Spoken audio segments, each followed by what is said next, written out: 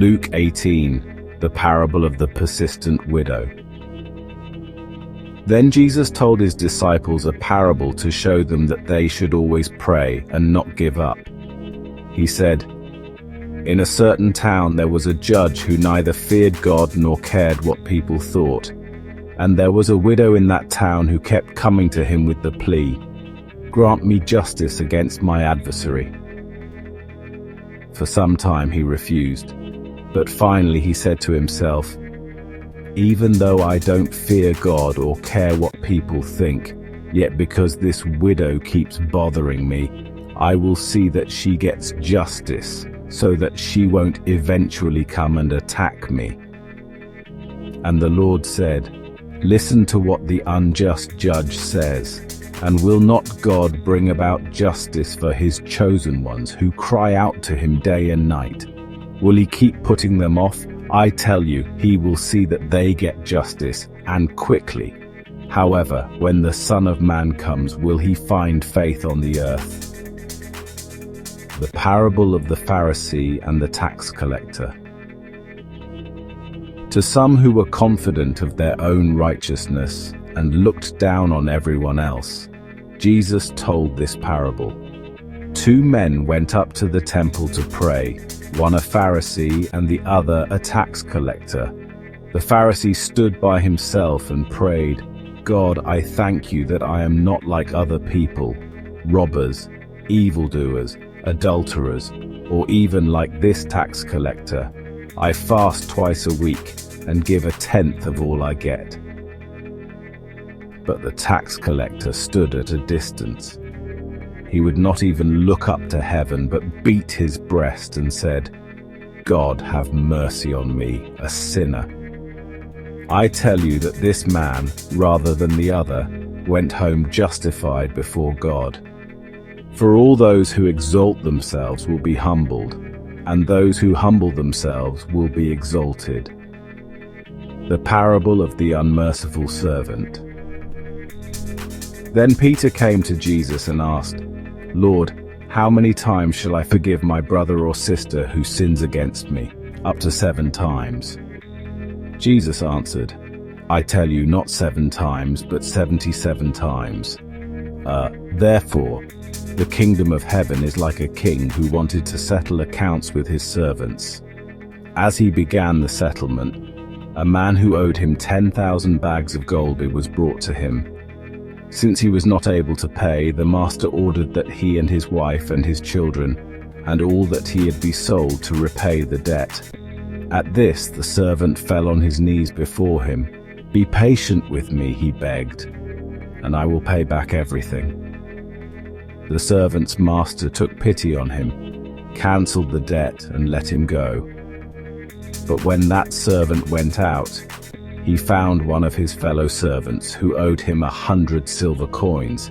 He grabbed him and began to choke him. 'Pay back what you owe me,' he demanded. His fellow servant fell to his knees and begged him, 'Be patient with me, and I will pay it back.' But he refused. Instead, he went off and had the man thrown into prison until he could pay the debt. When the other servants saw what had happened, they were outraged and went and told their master everything that had happened. Then the master called the servant in. 'You wicked servant,' he said. 'I cancelled all that debt of yours because you begged me to. Shouldn't you have had mercy on your fellow servant just as I had on you?' In anger, his master handed him over to the jailers to be tortured until he should pay back all he owed. This is how my heavenly Father will treat each of you unless you forgive your brother or sister from your heart." The parable of the sower 13. That same day, Jesus went out of the house and sat by the lake. Such large crowds gathered around him that he got into a boat and sat in it, while all the people stood on the shore. Then he told them many things in parables, saying, "A farmer went out to sow his seed. As he was scattering the seed, some fell along the path, and the birds came and ate it up. Some fell on rocky places where it did not have much soil. It sprang up quickly because the soil was shallow. But when the sun came up, the plants were scorched, and they withered because they had no root. Other seed fell among thorns, which grew up and choked the plants. Still other seed fell on good soil, where it produced a crop, 100, 60, or 30 times what was sown. Whoever has ears, let them hear.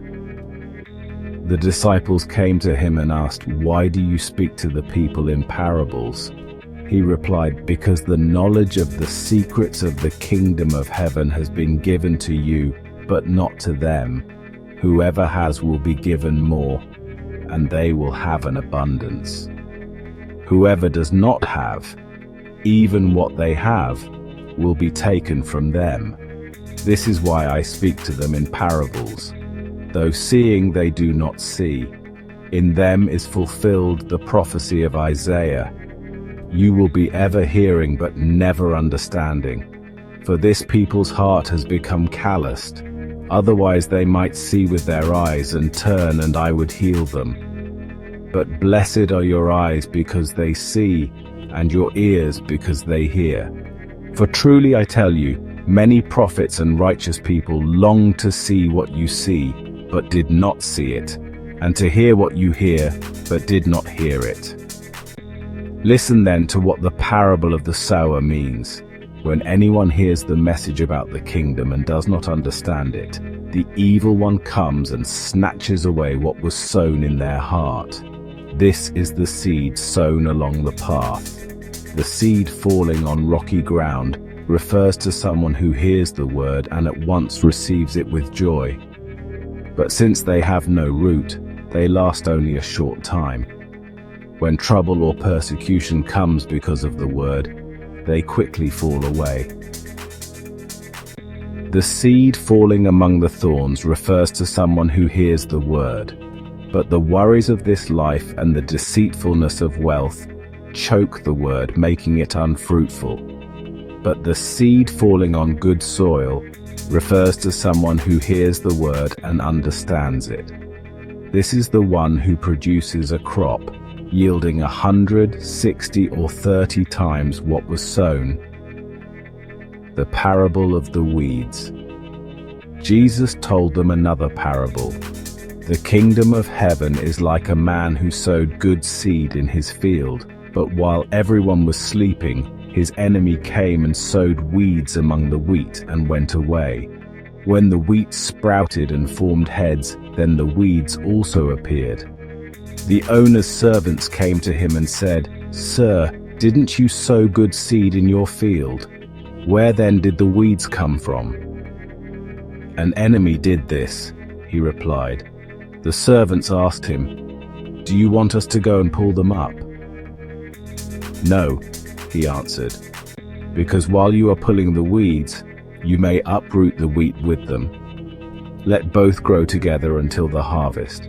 At that time I will tell the harvesters, first collect the weeds and tie them in bundles to be burned, then gather the wheat and bring it into my barn." The parables of the mustard seed and the yeast. He told them another parable. The kingdom of heaven is like a mustard seed, which a man took and planted in his field. Though it is the smallest of all seeds, yet when it grows, it is the largest of garden plants and becomes a tree, so that the birds come and perch in its branches. He told them still another parable. The kingdom of heaven is like yeast that a woman took and mixed into about 60 pounds of flour until it worked all through the dough. Jesus spoke all these things to the crowd in parables. He did not say anything to them without using a parable. So was fulfilled what was spoken through the prophet. "I will open my mouth in parables," the parable of the weeds explained. Then he left the crowd and went into the house. His disciples came to him and said, "Explain to us the parable of the weeds in the field." He answered, "The one who sowed the good seed is the Son of Man. The field is the world, and the good seed stands for the people of the kingdom. The weeds are the people of the evil one, and the enemy who sows them is the devil. The harvest is the end of the age, and the harvesters are angels. As the weeds are pulled up and burned in the fire, so it will be at the end of the age. The Son of Man will send out his angels, and they will weed out of his kingdom everything that causes sin and all who do evil. They will throw them into the blazing furnace, where there will be weeping and gnashing of teeth. Then the righteous will shine like the sun in the kingdom of their Father. Whoever has ears, let them hear. The parables of the hidden treasure and the pearl. The kingdom of heaven is like treasure hidden in a field. When a man found it, he hid it again, and then in his joy went and sold all he had and bought that field. Again, the kingdom of heaven is like a merchant looking for fine pearls. 46. When he found one of great value, he went away and sold everything he had and bought it. The parable of the net. Once again, the kingdom of heaven is like a net that was let down into the lake and caught all kinds of fish. When it was full, the fishermen pulled it up on the shore. Then they sat down and collected the good fish in baskets, but threw the bad away. This is how it will be at the end of the age. The angels will come and separate the wicked from the righteous and throw them into the blazing furnace, where there will be weeping and gnashing of teeth. Have you understood all these things? Jesus asked. Yes, they replied.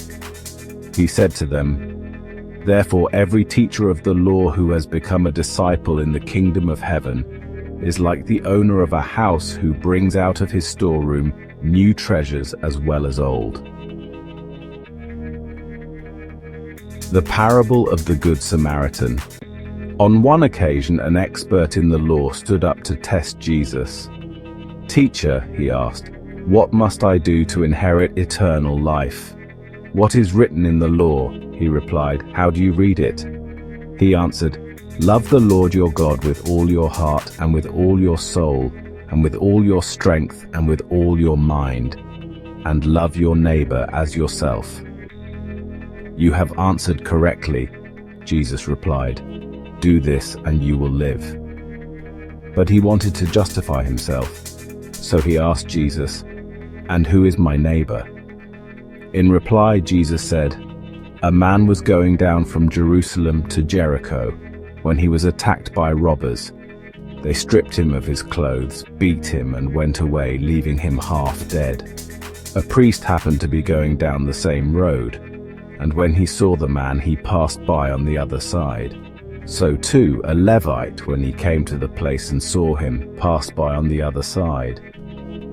But a Samaritan, as he traveled, came where the man was, and when he saw him, he took pity on him. He went to him and bandaged his wounds, pouring on oil and wine. Then he put the man on his own donkey, brought him to an inn and took care of him. The next day he took out 2 denarii and gave them to the innkeeper. Look after him, he said, and when I return, I will reimburse you for any extra expense you may have. Which of these 3 do you think was a neighbor to the man who fell into the hands of robbers? The expert in the law replied, The one who had mercy on him. Jesus told him, Go and do likewise.